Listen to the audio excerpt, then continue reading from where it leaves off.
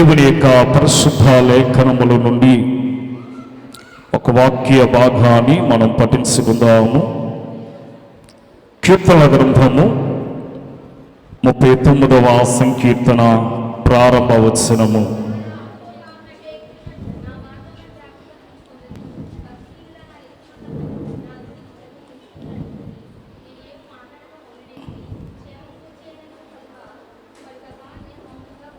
ప్రార్థన చేసుకుందాం. సకల యుగముల యందక్షీయుడును ఆద్యంతరహితుడవైన మా తండ్రి, నీ పరిశుద్ధమైన కృపగల నామమును బట్టి వందనములు.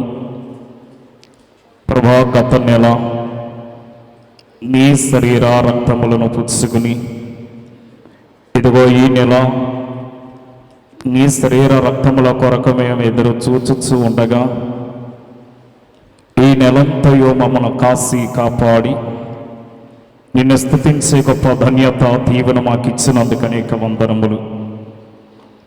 చదవబడిన వాక్యముని మేము వివరించుకొనొచ్చు ఉండగా వాక్య గ్రంథములో మీరుండి మాతో మాట్లాడమని మా మంచి బోధకుడవైన క్రీస్తు ప్రభువును బట్టి బ్రతములాడుకొనొచ్చు ఉన్నాము తండ్రి.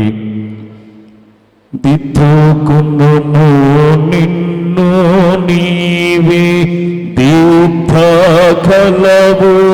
సభను పిదపాతిద్దుకును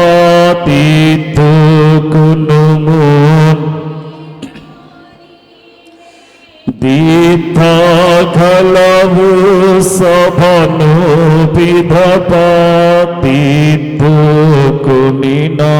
నీ కంటిలో పేదోలామందురు కొందరు ఏకాంత స్థలము కోరుము దేవుని ప్రార్థింప ఏకాంత స్థలము. దేవుని యొక్క మహాకృపను బట్టి ఏర్పాటు చేయబడిన ఆదివారపు ఆరాధన కార్యములు ఎక్కివించిన మనకెల్లరకును మన ప్రభువును రక్షకుడైన యేసు క్రీస్తు యొక్క కృపా సమాధానములు మీకు మెండుగా లభించును గాక. ఆమేన్. దేవుని యొక్క పరిశుద్ధ లేఖనములలో కీర్తనకారుడైనటువంటి దావీదు 39వ సంకీర్తన ప్రారంభ వచనములలో, నా నాలుకతో పాపము చేయకున్నట్లు నా మార్గములను జాగ్రత్తగా చూచుకుందును అంటున్నాడు.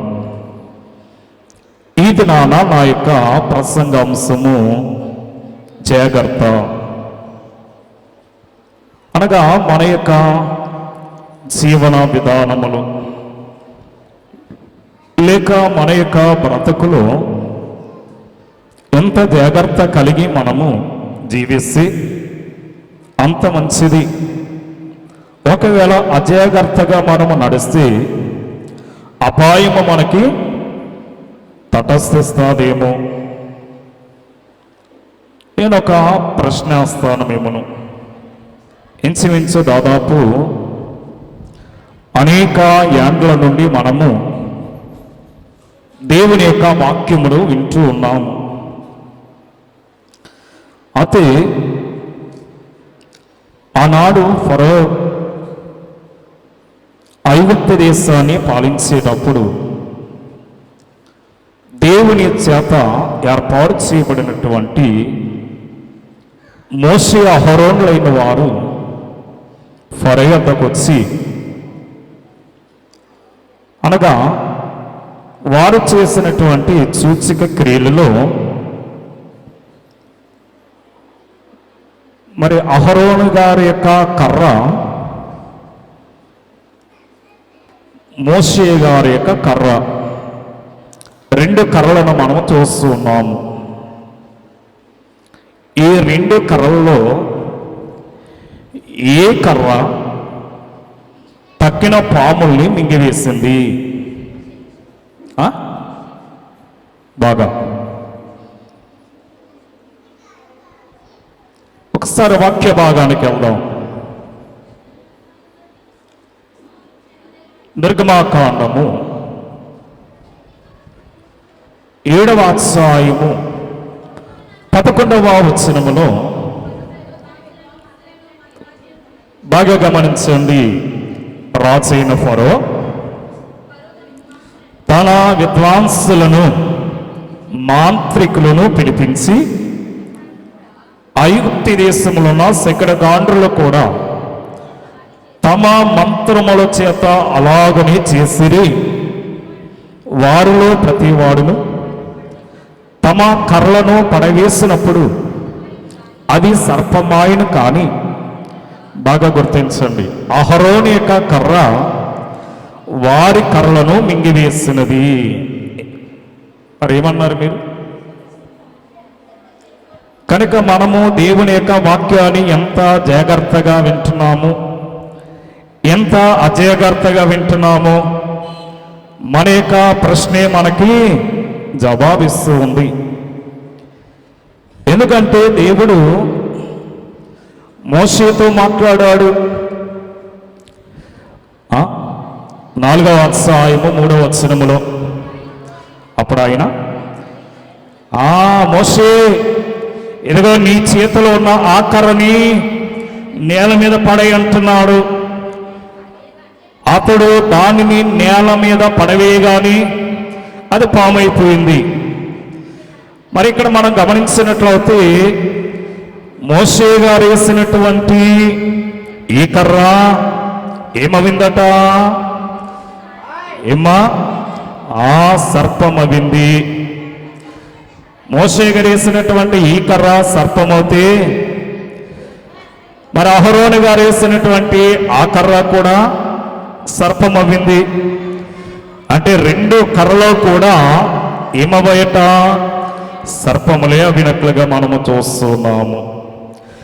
1 తిమోతికి రాసిన పత్రిక 4వ అధ్యాయము 16వ వచనములో బాగా గుర్తించండి. నన్ను గుర్చి నా బోధన గుర్చి జాగ్రత్త కలుగుండుము, వీటిలో నిలకడగా ఉండుము.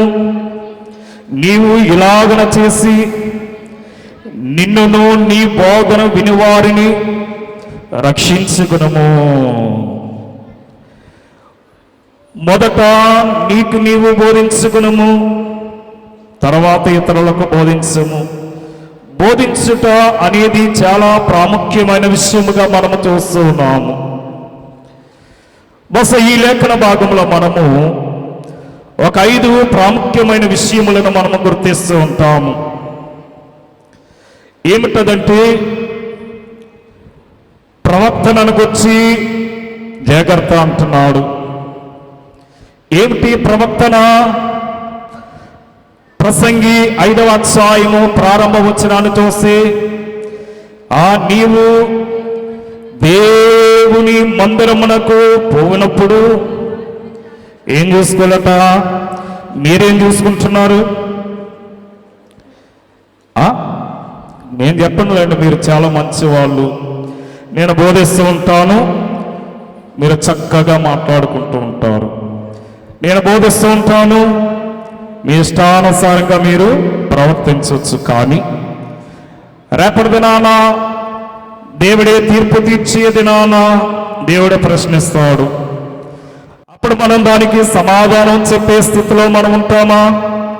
అందుకంటున్నాడు, నిన్ను గుర్చి నీ బోధన గుర్చి జాగ్రత్త పడము.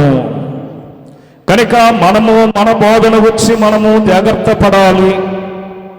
నీవు దేవుని సన్నిధికి వెళ్ళేటప్పుడు మన ప్రవర్తన ఎలాగుంది, మన నడవడికి ఎలాగుంది, మన క్రియలు ఎలాగున్నాయి, మనం ఎలాగో కూర్చున్నాము, మనం ఎలాగో దేవుని యొక్క వాక్యాన్ని వింటున్నాము. అనగా పనికి వెళుతున్నాం, మన చేతును పని ఆయుధము లేకుండా యజమానుడు పనిలో పెట్టుకుంటాడా? పెట్టుకోడు. అలాగనే దేవుని మందిరానికి పోయినప్పుడు అనగా నీవే పరిశుద్ధ గ్రంథాన్ని చేత పట్టుకునకపోతే, అనగా వాక్యము నీకు ధైర్యముని ఎలా పుట్టేస్తుంది, వాక్యము నిన్ను ఎలాగ బలపరుస్తుంది, వాక్యము నిన్ను ఎలాగో అనగా బ్రతికిస్తుంది అనే విషయాన్ని కూడా మనము జాగ్రత్తగా సరిదిద్దాలట. అనగా మనం సరిదిద్దేది దేవుని యొక్క వాక్యమే. ప్రసంగి 16వ అధ్యాయము 25వ వచనాన్ని గుర్తిస్తే, సామెతల గ్రంథము 16:25 వచనము చూడండి. ఒకని మార్గము వాని దృష్టికి యథార్థముగా కనబడును, అయినను తుదకు అది మరణమునకు చేరునంటున్నాడు. మన మార్గం మనకి తిన్నంగానే ఉండొచ్చు, మనం మాట్లాడే మాట మనకి చాలా రుచికరముగా ఉండొచ్చు. చాలా మంది పిల్లలకి మంచి మంచి ముద్దొచ్చే మాటలు నేర్పిస్తూ ఉంటారు. అవి వారికి ముద్దుగా ఉండొచ్చేమో, కానీ సమాజానికి ఎలాగుంటుంది ఏమ్మా? కనుక అది తుదకు మరణమునకు దారి తీనేమో అంటున్నాడు. అందుకే తిమోతి గారు ఈ 4వ అధ్యాయములో చక్కని మాట 11వ వచనములు అంటాడు. ఏమ్మా బాగా గుర్తించండి, మీ యవనమును బట్టి ఎవడను మిమ్మును తృణీకరింపకుండా జాగ్రత్తగా చూసుకోవాలట. మనల్ని ఎవడు ఏమి అనకుండగా, మనల్ని ఎవరు కూడా ఏమి అనకుండగా మనం జాగ్రత్తగా ఉండాలంటే మన ప్రవర్తన జాగ్రత్తగా ఉండాలి. మన ప్రవర్తన సరిగా ఉండాలి, మన నడవడిక సరిగా ఉండాలి. అనగా మనము సరిగా లేకపోతే దేవుడే సరిదిద్దే సమయము రాబోతున్నదట. కనుక దేవుడు కళ్ళార చేస్తే నీ ప్రవర్తన ఏమైపోతుంది, నీ నడవడిక ఏమైపోతుంది, నీ క్రియలు ఏమైపోతాయో ఒక్కసారి మనమే పరీక్షించుకోవలసిన వారమై ఉన్నాము. రెండవ విషయం ఏమిటంటే, నీ బోధన గురించి జాగ్రత్త పడమన్నాడు. అన్నాడు లేదా? ఏమో నీ బోధన గురించి. ఈ దినాల్లో చాలా మంది తప్పుడు బోధలు, తప్పుడు ప్రసంగాలు. ఎందుకంటే నాలుక కపటమైన మాటలు పలకటానికి వారు నాలుకకు నరము లేకుండా వాడబడుతుందేమో బహుశా. ఏమో కనుక మనం ఎలాగుండాలంటే తప్పుడు బోధలు చేయకుండగా, తప్పుడు ప్రసంగాలు మనము వినకుండగా మనం ఉండాలంటే మన వాక్యాన్ని ఎరిగిన వారమై ఉండాలి. ఏమ్మా ఈ దినాల్లో చాలా మంది తప్పుడు బోధలు చేసేవారు వచ్చారు.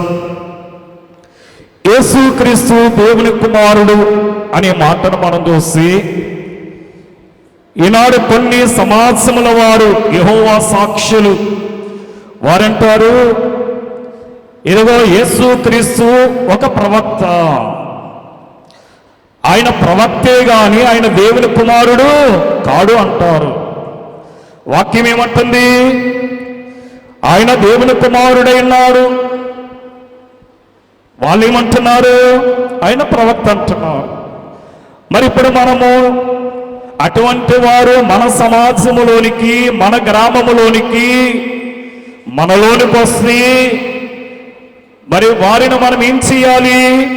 వాక్యాన్ని గుర్తించి వాక్యము ద్వారా వారికి బుద్ధి చెప్పాలి.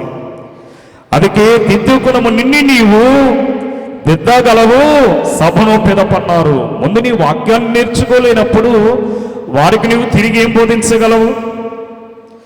నీవు నేర్చుకోలేనప్పుడు వారు బోధించే బోధ ఇది తప్పుడు బోధ అని నీవెలాగో తెలియచేయగలవు. అందుకే ముందు మనం ఏం చేయాలట? ఏమ్మా 2వ పేతురు రాసిన పత్రిక 2వ అధ్యాయము ప్రారంభ వచనము చూడండి. అబద్ధ ప్రవక్తలు ప్రజలలో ఉండిరి, అటువలని ఏమ్మా ఎక్కడో కదట, మనలోని మీలోను అబద్ధ బోధకులు ఉందరు. వీరు తమను కొనిన ప్రభువును కూడా చూడండి, దేవునిని కూడా వారు విసర్జించేవారు ఉంటారట, దేవుని కూడా ధృవీకరిస్తారట, దేవుని మాటలను కూడా వారు ప్రక్కన పెట్టి వారు బోధలని వారికి మనస్సుకు నచ్చిన విధముగా వారు బోధిస్తూ ఉంటారట. ఎంతమంది ఇటువంటి వారి యొక్క బోధలను మీరు వింటూ ఉన్నారు? అటువంటి వారిని మీరు చేర్చుకుంటే మీరేమవుతారు? అటువంటి వారైపోతారు. మీరు వారితో సహవాసం చేశారనుకోండి, ముందు మనలోకి ప్రవేశించడానికి ఏం చేస్తారు? మంచిగా బోధ మనకి చెప్పేటట్లు వస్తారట. సండే స్కూల్కి మన పిల్లలను పంపడం లేదు, కానీ రెండమ్మా తగినంత నేను మీ ఇంటి దగ్గర కూటం పెడతానంటే ఎగరేసుకుంటూ పంపుతున్నాం మరి మనము. అవునా కాదా? వాక్యం ఏమంటుంది? కొందరు పేతురు గారు అంటున్నాడు 2వ అధ్యాయం ప్రారంభ వచనములో, ఎక్కడో లేరట, మనలోనే ఉన్నారు. ఎందుకంటే నీ విశ్వాసమును చెరిపివేయటానికి, నీ భక్తికి భంగము కలిగించడానికి, అనగా నీ యొక్క సహవాసమును చెడగొట్టడానికి వారు నీలోనికి ప్రవేశిస్తారు. వారు నీలోనికి వచ్చి నీలో ఉన్నటువంటి భక్తిని చెడగొడతారు. వారు మాటలు ఎలా ఉంటాయంటే చాలా రుచికరముగా ఉంటాయి. చూద్దాం, కొలసీలకు రాసిన పత్రిక 4వ అధ్యాయము 6వ వచనము బాగా గమనించండి. కొలసీలకు రాసిన పత్రిక 4వ అధ్యాయం 6వ వచనములో, ప్రతి మనుష్యునికి ఎలాగూ ప్రత్యుత్తరం ఇవ్వవలెను అది మీరు తెలుసుకున్నట్టుకై మీ మాటలు, మీ సంభాషణ ఉప్పు వేసినట్లు ఎల్లప్పుడూ కృపా సహితముగాను ఉండనీయుడి. మన మాటలు ఎలా ఉండాలంటే రుచికరముగా ఉండాలి. వారి మాటలు ఎలా ఉంటాయట? వాక్యంలో ఒక మాటను మనం చూస్తాం. వేశ్య యొక్క మాటలట జుంటి తేనె దారుల కంటే మాధుర్యముగా రుచికరముగా ఉంటాడట. ఆ మాటలంతా రుచికరముగా ఉంటాయట. యాకోబు రాసిన పత్రిక 3వ అధ్యాయము ప్రారంభ వచనములో అక్కడ అంటున్నాడు, నా సహోదరులారా, బోధకులమైనటువంటి మనము మరీ కఠినమైన తీర్పు పొందిదమని మీలో అనేకులు బోధకులు కాకుండా చూసుకునండి అంటున్నాడు. చాలా మంది అనుకుంటారు, నేను బోధకుని అవ్వాలి, నేను బోధకుని అవ్వాలి, నేను పాదిరి అవ్వాలి, నేను పాదిరి అవ్వాలి. బస్ పాదిరి ఎలా ఉండాలి? మాదిరిగా ఉండాలి. పాదిరి యొక్క జీవితము మాదిరి లేకపోతే వాడు మరీ కఠినమైన శిక్షకు గురి కావలసిన వాడినట. అందుకే మన ప్రవర్తనను దిద్దుకోవాలి. తర్వాత మన బోధన వినేవారి యొక్క ప్రవర్తనను కూడా మనం దిద్దేవారమై ఉండాలి. అందుకే నీ బోధన గురించి జాగ్రత్త పడము. కనుక మన బోధన గురించి మనం జాగ్రత్త పడాలంటే మనం ముందుగా ఏం చేయాలట? దైవ ప్రత్యక్షతను మనం కలిగిన వారమై ఉండాలి. దైవ సన్నిధిలోనికి మనం రావాలి. దైవ సన్నిధిలో మనము మోకరించి దేవుని సన్నిధిలో మనము ప్రార్థించినట్లయితే ఈ ప్రార్థనే మనల్ని నిలబెడుతుంది. ఈ ప్రార్థనే మనల్ని, మన ప్రవర్తనను సరిదిద్దేది అండి. ప్రార్థనట పరిస్థితుల్ని మార్చివేస్తుందట. ఈ ప్రార్థన పరిస్థితుల్ని ఎలాగో మార్చివేస్తుందో మన ప్రవర్తన కూడా అలాగ మారాలి అంటున్నాడు. మూడోది ఏమనుంది? నీ నాలుకను గుచ్చి జాగ్రత్త. అవునా కదా? అప్పుడే మనం మర్చిపోయాం. ఎన్ని విషయాలు మనం గుర్తించాము. తిమోతి గారు చెప్పిన మాటలు ఒకసారి మరలా చదువుదాము, అండర్లైన్ చేసుకోండి. 1 తిమోతికి రాసిన పత్రిక 4వ అధ్యాయము 16వ వచనము బాగా గుర్తించండి. నిన్ను గుర్చియు నీ బోధన గుర్చియు జాగ్రత్త కలిగి ఉండుము, వీటిలో నిలకడ కలిగి ఉండుము. నిన్నును నీ బోధన వినివారిని రక్షించుకుందువు. మరి ఇక్కడ మనం గమనించినట్లయితే మన బోధన వారిని మనము రక్షించుకునే విధముగా మనం ఉండాలి. అలాగనే మన ప్రవర్తనను మనం దిద్దుకునే వారముగా ఉండాలి. వీటన్నిటికంటే ముఖ్యంగా మన నాలుకను మనము వశపరచుకోవాలి. చాలామంది నోటికి భయపడేవారు ఎంతమంది ఉన్నారు? ఏమో లేరా? మీరంటారు ఫలానా వారితో నోట్లో ఎవరు పెడితే ఇక మనము నిలబడలేమండి అనుకుంటారు. మీకు మీరు తెలుసు. చూడండి, కీర్తనకారుడు అంటాడు కదా, 34వ సంకీర్తన 13వ వచనములో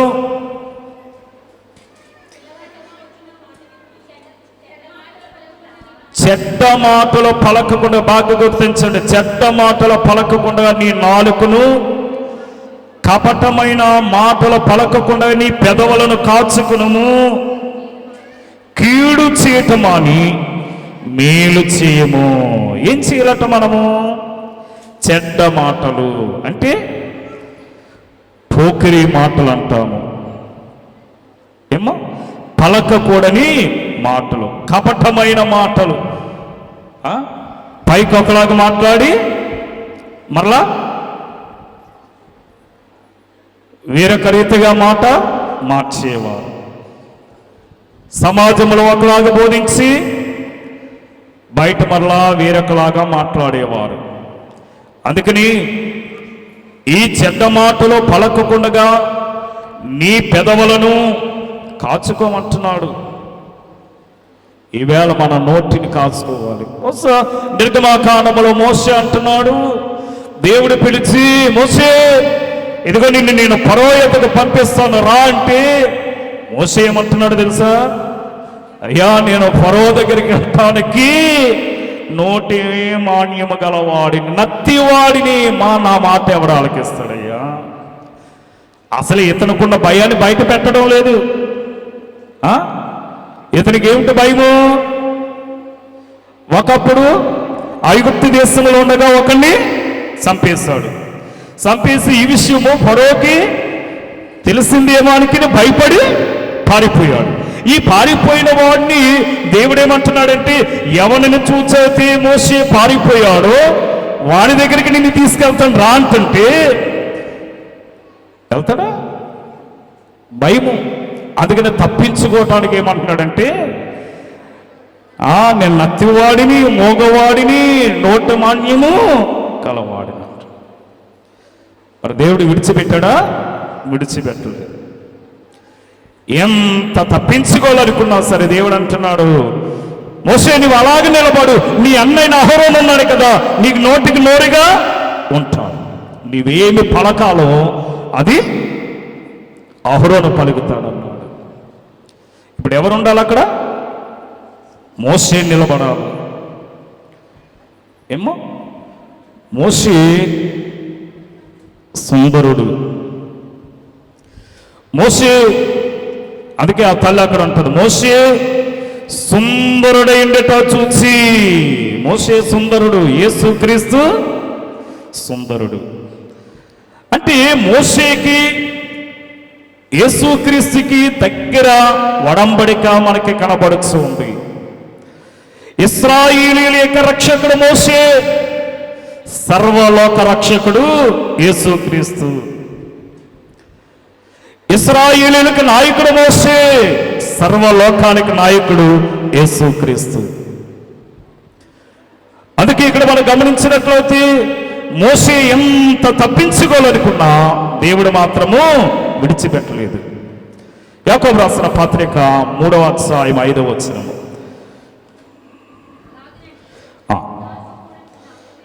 చూడండి, నాలిక చిన్న అవయవమైన బాగుగా అదిరి పడిపోతుందటండి, ఎగిరెగిరి పడిపోతుందట. అందుకే లోకంలో ఒక మాట ఉంటారు, ఏమి లేనివాడే ఎగిరెగిరి పడతాడట. అవయవాలు అనగా మనం ఏకంగా 80 కేజీలు 70 కేజీలు బరువు ఉంటున్నాము. నేను 5 ఇంత అయితేది గాను, నాలో ఉన్న నాలుకెంత 3 అంగుళాలు లేక అంతే కదా. ఏకంగా 5 అడుగుల 5 అంగుళాలు ఉన్న నన్ని ఈ నాలుగు ఏం చేస్తుంది? లొంగ తీసుకుంటుంది. అందుకని అక్కడ ఏమన్నాడంటే, ఓడ చాలా పెద్దది, కొన్ని టన్నులకు టన్నులు, వేలాది టన్నుల బరువును మోసుకొస్తుంది అది. అటువంటి యొక్క ఓడట చిన్న చుక్కాని మీద ఆధారపడి ఉంటుందట, చిన్న చుక్కాని మీద. ఒకవేళ చుక్కానిగాక పొరపాటున దాని స్థాయి తప్పిందా, ఆ ఓడ అపాయంలో పడిపోతుంది. అవునా కదా? ఏమో మరి ఇక్కడ మనం గుర్తించినట్లయితే ఈ చిన్న అవయవమే మనిషిని నిలబెడుతుంది, మనిషిని కృంగదీస్తుంది, మనుషునికి మంచి పేరు తెస్తుంది, మనుషునికి చెడ్డ పేరు తెస్తుంది. అంటే ఒకరికి ఘనత తేవాలన్నా నాలుకే, ఒకరికి చెడ్డ పేరు తేవాలన్నా. అందుకే లోకంలో సామెత ఉంటుంది, నోరు మంచిదవుతే. అంటే నోరంటే నోట్లో ఉన్న నాలిక.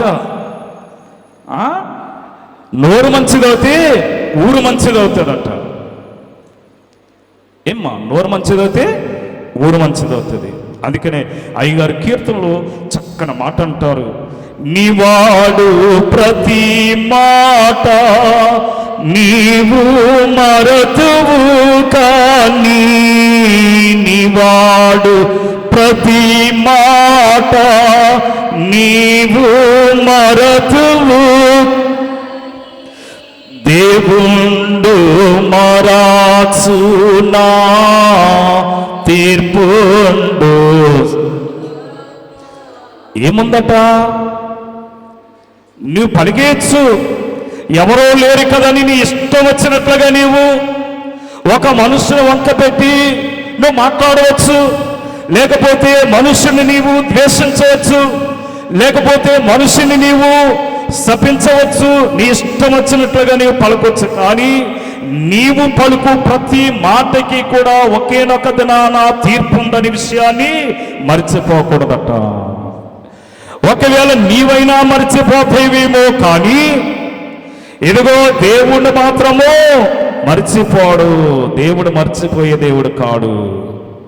ఏమ్మా, అందుకని మత్తయి సువార్త 12వ అధ్యాయము 36-37 వచనములలో చూడండి, అక్కడ గమనించండి, మనుషులు పలుకు వ్యర్థమైన ప్రతి మాటను గురించి విమర్శ దినమున లెక్క చెప్పవలసిన వారమై ఉన్నామట. నేను మీతో చెప్పినది ఏమనగా, మనుషులు పలుకు వ్యర్థమైన పలుకులు గొప్ప కొరకు చెప్పుకొస్తాం మనం. ఎవరు లేరు కదానికి మన ఇష్టం వచ్చినట్లుగా మాట్లాడేస్తూ ఉంటాం. ఈ మాట అంతా ఎవరంటారట? ఏమా, అందుకే గోడలకు వచ్చే ఉలుండును ప్రియులారా, బహు గోళగోళ చేయును మెలకువగా ఉండండి ప్రియులారా, మీ మీద కీడున్నది ప్రియులారన్నారు. ఎఫెసీయులకు రాసిన పత్రిక, త్వరగా 2 నిమిషాల్లో నా వాక్యాన్ని ముగిస్తాను. ఎఫెసీయులకు రాసిన పత్రిక 5వ అధ్యాయం 4వ వచనము.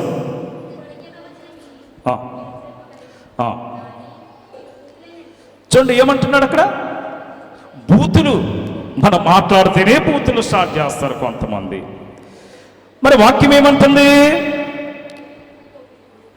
బూతులు మాట్లాడకూడదట, పోకిరి మాటలు. చాలా మంది సామెతలు చెప్పుకొస్తారు.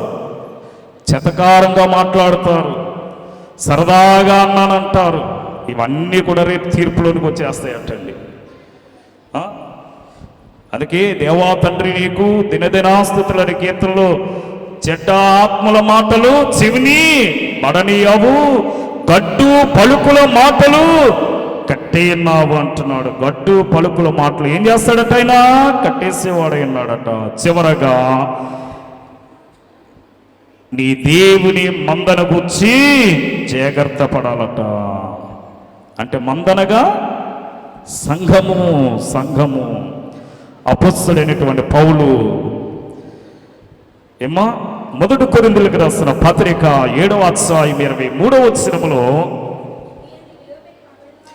మీరు విలువ పెట్టి కొనబడిన వారు కనుక అమ్మా ఆ మనుషులకు మనం ఒకరికొకరు బానిసలం అయిపోతాం కదా.